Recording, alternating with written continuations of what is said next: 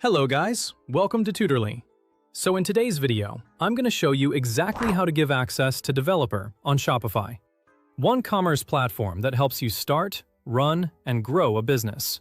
If you are working with a Shopify developer, designer, or technical expert, giving them the right access is an important step. It allows them to make updates, fix issues, customize your store, or build new features without sharing your personal account login details.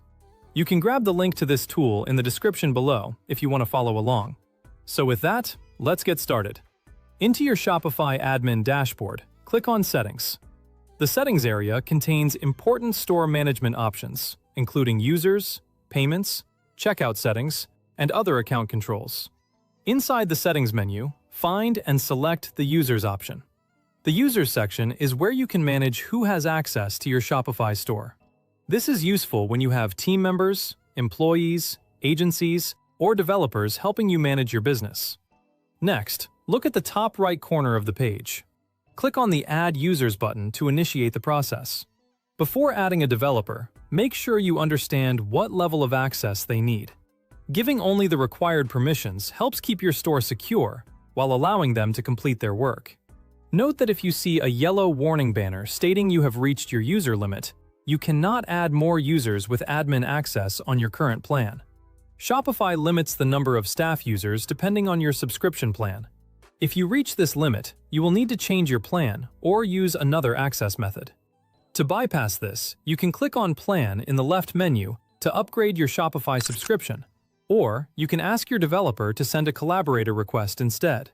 A collaborator request is often a better option for freelancers or agencies because it allows developers to request access through their own Shopify partner account without using one of your staff accounts.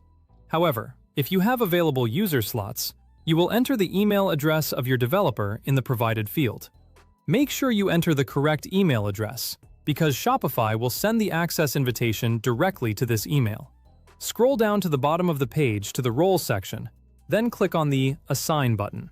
From the options list, select the App Developer role, or choose the Online Store Editor role, depending on what your developer needs to work on. The correct role depends on the task. For example, an app developer may need access to create or manage app-related features, while an online store editor may only need permission to update themes, pages, and store content. It is always a good practice to avoid giving unnecessary permissions. Only provide the access needed to complete the project. Finally, click on the Save button to send the invitation. Your developer will receive an email invitation to access your store.